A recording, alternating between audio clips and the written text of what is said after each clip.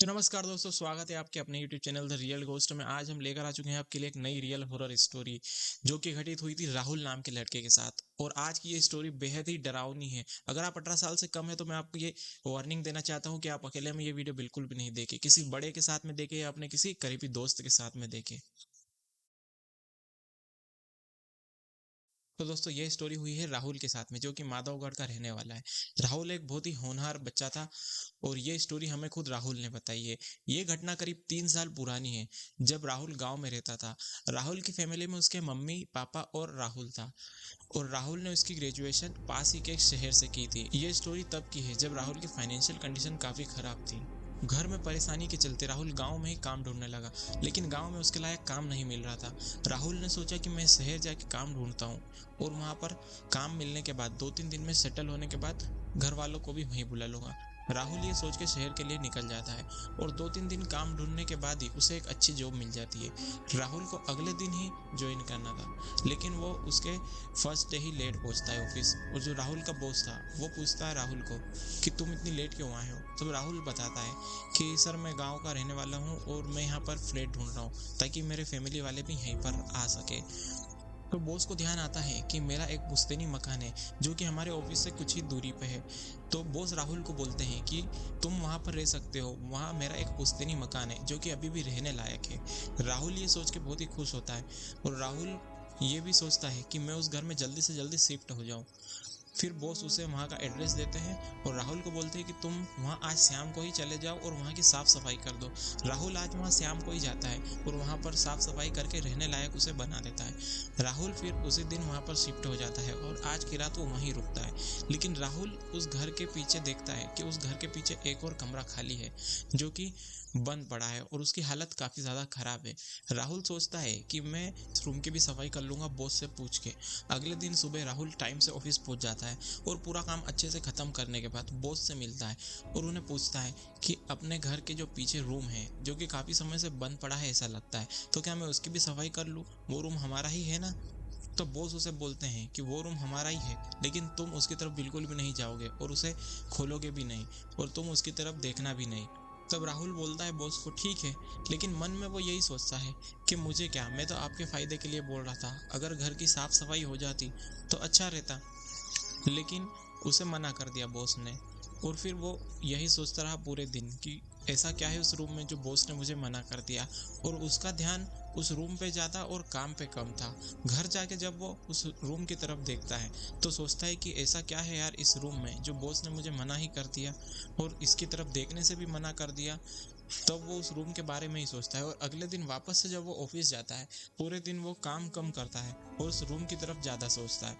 और फिर शाम को वो वापस से बॉस को पूछता है कि बॉस ऐसा क्या है उस रूम में जो आपने मुझे उसे खोलने से भी मना कर दिया और उसे देखने से भी मना कर दिया।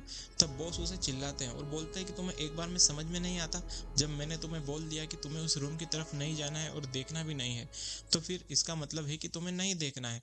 उसमें हमारा पुराना कीमती सामान है और तुम अब इस रूम को भूल जाओ और अपने काम पर ध्यान दो। राहुल सोचता है कि इस रूम में कुछ तो गड़बड़ है, तभी बॉस मुझे इतना मना कर रहे हैं यहाँ जाने से। राहुल शाम को घर आता है और उस रूम की तरफ देखता है और सोचता है कि इसे तो आज खोल के देख ही लेता हूँ, तभी मुझे भी शांति होगी। राहुल शाम को खाना वाना खा के सब फ्री होता है और उस रूम की तरफ बढ़ता है उसे खोलने के लिए। राहुल उस रूम के पास पहुंचता है और देखता है कि इसके गेट में तो एक बड़ा सा ताला लगा है जो कि लाल कपड़े से बंधा हुआ है और साथ ही में एक त्रिशूल भी लगा हुआ है। राहुल उसे खोलने की कोशिश करता है।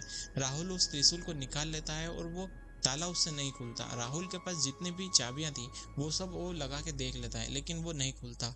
जब वो एक बड़ा सा पत्थर लेता है और उसे तोड़ देता है।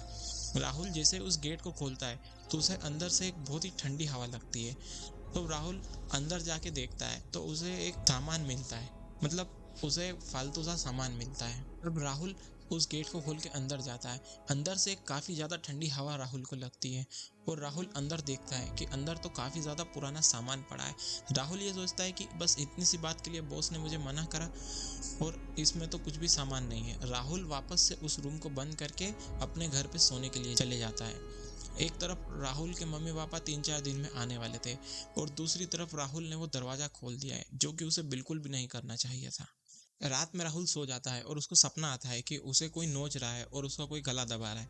अगले दिन जब सुबह राहुल उठता है और फ्रेश होने के लिए वॉशरूम में जाता है तो वो कांच में देखता है कि उसकी पूरी बॉडी पे नाखून के निशान है और उसके गले में भी उंगलियों के निशान है। राहुल ये देख के काफी परेशान हो जाता है और वो ये समझ जाता है कि उसने वो गेट खोलकर गलती कर दी, क्योंकि जब से वो गेट खुला है तब से ही ये सारी घटनाएं उसके साथ होने लगी है। तब राहुल पास के एक मंदिर में जाता है और वहां जाके पंडित जी को सारी बात बताता है।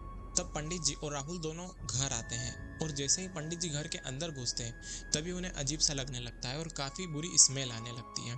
पंडित जी समझ जाते हैं कि यहाँ पे कोई नेगेटिव एनर्जी का वास है। तब पंडित जी राहुल को भेजते हैं कि तुम मंदिर जाओ और वहां से गंगा जल का लोटा लेके आ जाओ। तब तक पंडित जी घर में ही वेट करते हैं और इधर उधर देखने की कोशिश करते हैं। जब अचानक से पंडित जी को कांच में एक परछाई नजर आती है। वो देख के पंडित जी काफी घबरा जाते हैं और वो बाहर भागने के लिए निकलते हैं, लेकिन वो जैसे ही बाहर जाने लगते हैं तब अचानक से गेट बंद हो जाता है। पंडित जी राहुल राहुल चिल्लाने लगते हैं और अचानक से पीछे टेबल पे रखा जग उनके सर में आ लगता है। पंडित जी वहीं पे बेहोश हो जाते हैं और थोड़ी देर बाद जब राहुल आता है और गेट खोल के देखता है कि पंडित जी तो नीचे गिरे हैं, तब वो फटाफट दौड़ता है और उन्हें पानी के छींटे मार के उन्हें जगाता है। पंडित जी उठते हैं और जैसे ही गेट खुला देखते हैं कि वो तुरंत ही बाहर भागने लगते हैं। उनके पीछे पीछे राहुल भी बाहर भागता है। बाहर जाते ही पंडित जी राहुल को कहते हैं कि इस घर में भयानक आत्मा का वास है और जल्द से जल्द तुम भी इसे छोड़ दो। और पंडित जी चले जाते हैं और राहुल भी ऑफिस के लिए निकल जाता है। ऑफिस लेट पहुंचने की वजह से बॉस उसे काफी ज्यादा चिल्लाते हैं। फिर राहुल सोचता है कि अब इन्हें बता ही देता हूँ और राहुल बॉस को बोलता है कि मैंने वो कमरा खोल दिया है और उसी की वजह से ये सारी घटनाएं हो रही है और इसी की वजह से मेरी तबीयत भी काफ़ी ज़्यादा ख़राब है। ये सुनते ही बॉस उसे काफ़ी ज़्यादा चिल्लाते हैं और बहुत देर तक चिल्लाने के बाद उसे बोलते हैं कि उस कमरे में एक भयानक आत्मा कैद थी जिसको तुमने आज़ाद कर दिया है और अब वो धीरे धीरे तुम्हें ख़त्म कर देगी, रोज़ तुम्हारे सपने में आएगी और तुम्हें परेशान भी करेगी। राहुल ये सब सुनकर काफी घबरा जाता है और उसकी वजह से उसका बीपी भी काफी ज्यादा बढ़ जाता है। लेकिन डरते डरते वो बॉस को पूछता है कि अब इसका कोई सॉल्यूशन बताइए। तब उसके बॉस बोलते हैं कि इसका एक ही सॉल्यूशन है, अब तुम्हें एक अघोरी बाबा के पास जाना होगा और मेरी नज़र में एक ऐसे अघोरी बाबा है जो कि तुम्हें इस मुसीबत से बचा सकते हैं। लेकिन वो अघोरी बाबा सिर्फ शमशान में मिलेंगे और वो भी 12 बजे के बाद। तब राहुल डरते डरते शमशान में पहुंचता है और वहां पर वो देखता है कि वो अघोरी बाबा पहले से वहां पर मौजूद है। वो उनके पास जाता है। तब अघोरी बाबा पहले से ही जानते थे कि ये यहाँ पर क्यों आया है। अघोरी बाबा उसे बोलते हैं कि बेटा तुमने जिस आत्मा को जागृत किया है वो बहुत ही ज्यादा खतरनाक है और वो तुम्हें लेकर ही जाएगी, लेकिन इसका हमारे पास एक उपाय है। इसका उपाय ये है कि या तो तुम अपने शरीर का कोई अंग आहुति में दान दो या तो वो तुम्हें अपनी जान से ले जाएगी। राहुल तुरंत ही बाबा को कहता है कि मैं अपने शरीर का कोई अंग देने के लिए तैयार हूँ। तब यज्ञ शुरू होता है और थोड़ी ही देर में राहुल अपने अंगूठे का उसमें बलिदान देता है और कुछ देर और यज्ञ चलने के बाद अघोरी उनसे बोलते हैं कि अब तुम मुक्त हो चुके हो उस आत्मा से, अब तुम यहाँ से जाओ और जाकर सीधा ही उस कमरे का ताला फिर से लगा देना। तो दोस्तों यही थी आज की हॉरर स्टोरी। अगर ये वीडियो आपको पसंद आ गई है तो इस वीडियो को लाइक जरूर कीजिएगा और कमेंट में अपनी राय जरूर देना।